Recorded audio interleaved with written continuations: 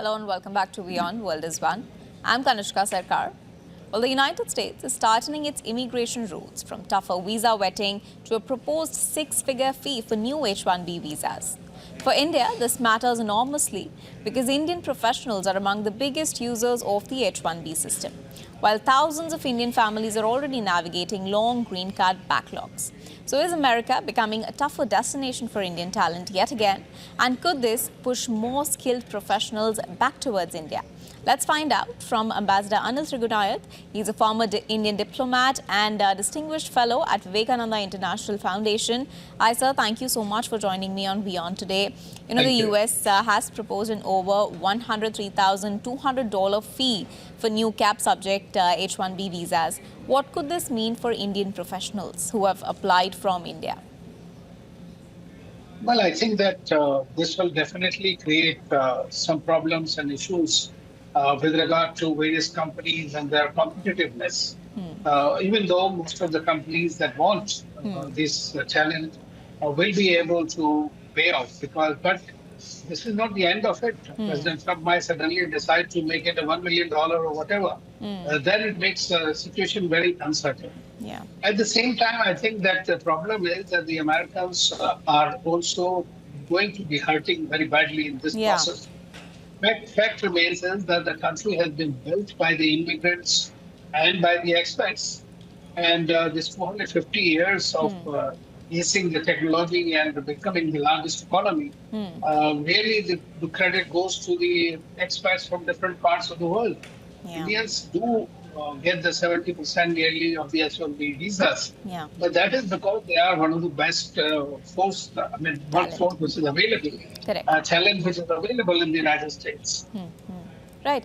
So you've already highlighted why it will also be a pinch for the US if Indian talent doesn't reach there. But who do you think is going to feel the pinch most? Could this fee hurt fresh Indian graduates and smaller companies more than established tech giants? I think in this age, one thing that the pandemic did very well was that we started having these on-site issues were reduced significantly. A lot of activity is done online now. So it is quite likely that majority of the companies will also revert to that Indians can be living here and serving them there. So at the same time, but what it is shows is the myopic thinking of the US establishment, in my view. Because they are driven by these, trees for the forest. I mean, that is something that they are really missing out. Okay. Right, I was actually going to ask you that next. But, so I also want to talk about the in-country advantage. Now, this proposed fee generally targets applicants who are coming from abroad. But could this make the F1 to H-1B visa route more attractive for Indians who are already studying in the US? Well, one thing I could tell you that today, under President Trump, who is highly unpredictable, and his ICE regime is very difficult to really predict what tomorrow is going to happen. So I don't think that any of these routes are safe fully. They are not completely. We have seen that they believe in these protectionist measures very often, in trade and otherwise. And this is something that we are going to see.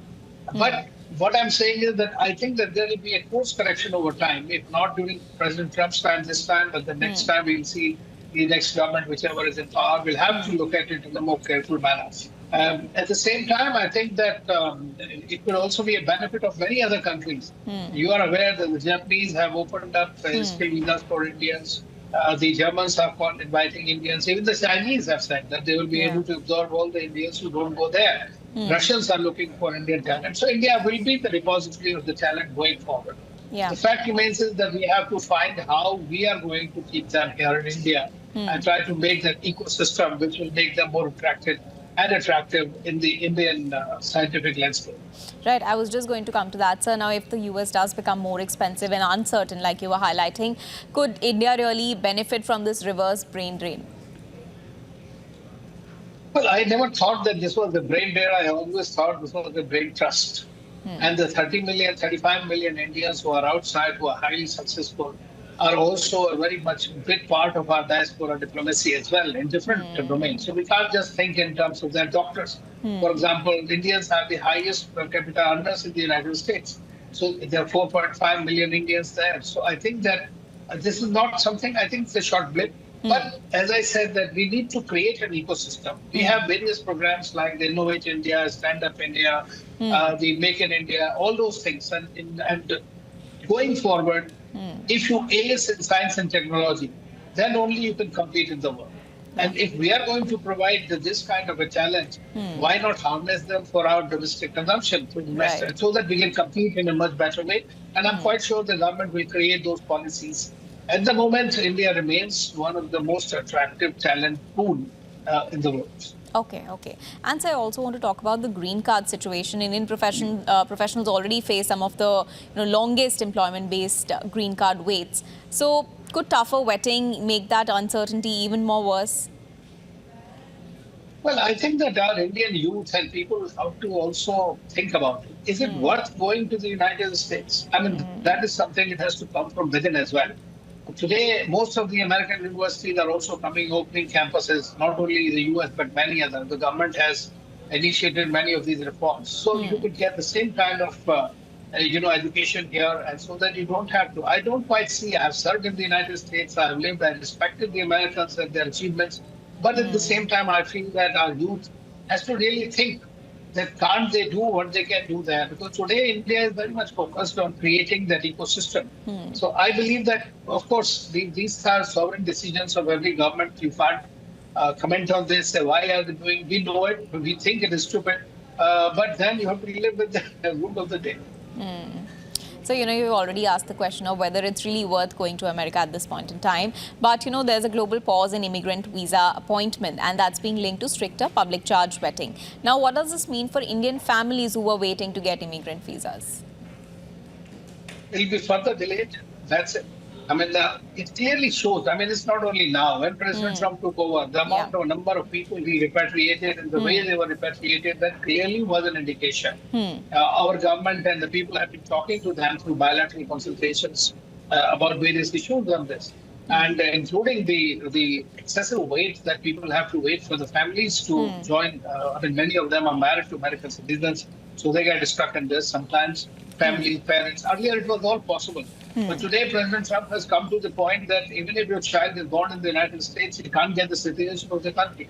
So this is by birthright used to be provided in the Constitution.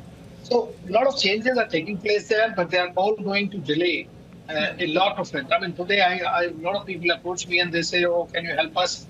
Because it is almost, I'm getting a next year appointment and visa and all that. Yeah. So I think that this is something the American government also and the Ambassador Anil Trigunayat, who is very much out and about, must have a look at it. He's very close to President Trump. I think he can try to give the right feedback. Yeah.